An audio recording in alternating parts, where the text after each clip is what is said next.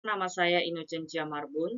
NIM 2123002 akan mempresentasikan sebuah artikel yang berjudul tentang mekanisme tata kelola perusahaan dan konservasi akuntansi terdaftar perusahaan manufaktur di Nigeria.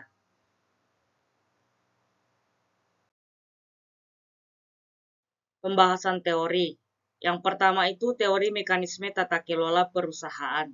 Teori ini mengemukakan bahwa mekanisme tata kelola perusahaan seperti ukuran dewan direksi, board size, dan independensi dewan direksi, board independence, dapat mempengaruhi kebijakan dan praktik akuntansi suatu perusahaan. Yang kedua itu teori konservatisme akuntansi. Teori ini menyatakan bahwa praktik konservatisme akuntansi cenderung digunakan oleh perusahaan untuk mengurangi risiko dan membatasi manipulasi informasi keuangan. Teori keagenan. Teori keagenan mempelajari hubungan antara pemilik atau pemegang saham dan agen manajemen perusahaan dalam konteks tata kelola perusahaan. Teori ini mengasumsikan adanya konflik kepentingan antara pemilik dan agen, di mana agen cenderung memiliki insentif untuk bertindak dan demi kepentingan pribadi mereka. Teori perusahaan terdaftar. Teori ini berkaitan dengan karakteristik dan perilaku perusahaan yang terdaftar di bursa saham. Teori ini mempertimbangkan pengaruh regulasi pasar modal, kebutuhan untuk memenuhi persyaratan pengungkapan publik, serta tekanan dalam dan harapan dari pemangku kepentingan eksternal.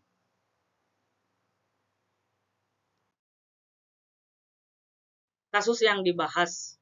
Hasil analisis menunjukkan bahwa ukuran dewan memiliki pengaruh signifikan terhadap konservasi akuntansi perusahaan manufaktur yang terdaftar di Nigeria. Independensi dewan juga memiliki pengaruh signifikan terhadap konservasi akuntansi perusahaan tersebut. Dalam rekomendasinya, penelitian ini menyarankan perusahaan untuk menghindari ukuran dewan yang kecil dan menjaga jumlah anggota dewan yang optimal sesuai dengan kode tata kelola perusahaan yang berlaku. Objek penelitian atau sampel penelitian. Sampel penelitian terdiri dari 57 perusahaan yang terdaftar di grup Bursa Efek Nigeria. Sampel ditentukan menggunakan rumus Taro Yamane yang menghasilkan ukuran sampel sebanyak 25 perusahaan. Data yang digunakan dalam penelitian ini adalah data sekunder. Teknik analisis data. Yang pertama, teknik analisis statistik deskriptif. Pada penelitian ini, statistik deskriptif digunakan untuk menganalisis data sekunder yang diperoleh dari perusahaan-perusahaan terdaftar yang dipilih. Statistik deskriptif melibatkan perhitungan rata-rata, median, deviasi, standar, persentil, dan grafik untuk memberikan pemahaman yang lebih baik tentang karakteristik data yang diamati. Yang kedua, analisis regresi linear.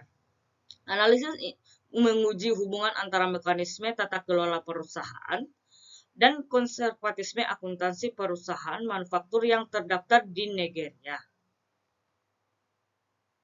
Hasil penelitian. Hasil analisis menunjukkan bahwa ukuran dewan memiliki pengaruh signifikan terhadap konservatisme akuntansi perusahaan manufaktur yang terdaftar di Nigeria. Independensi dewan juga memiliki pengaruh signifikan terhadap konservatisme akuntansi perusahaan manufaktur yang terdaftar di Nigeria. Dalam penelitian ini disarankan agar perusahaan menghindari ukuran dewan yang kecil dan berupaya mempertahankan jumlah anggota dewan optimal sesuai dengan kode praktik tata kelola perusahaan. Kesimpulannya, penelitian ini bertujuan untuk mengevaluasi hubungan antara mekanisme tata kelola perusahaan dan konservasi akuntansi pada perusahaan manufaktur yang terdapat di Nigeria. Hasil analisis menunjukkan bahwa ukuran dewan memiliki pengaruh signifikan terhadap konservasi akuntansi dan perusahaan manufaktur yang terdaftar di Nigeria.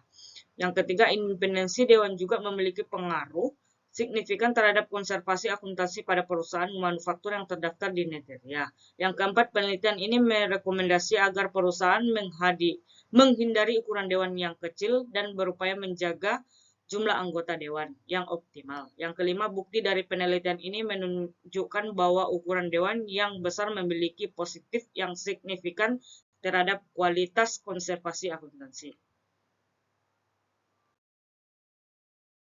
Sekian hasil dari presentasi saya ucapkan terima kasih.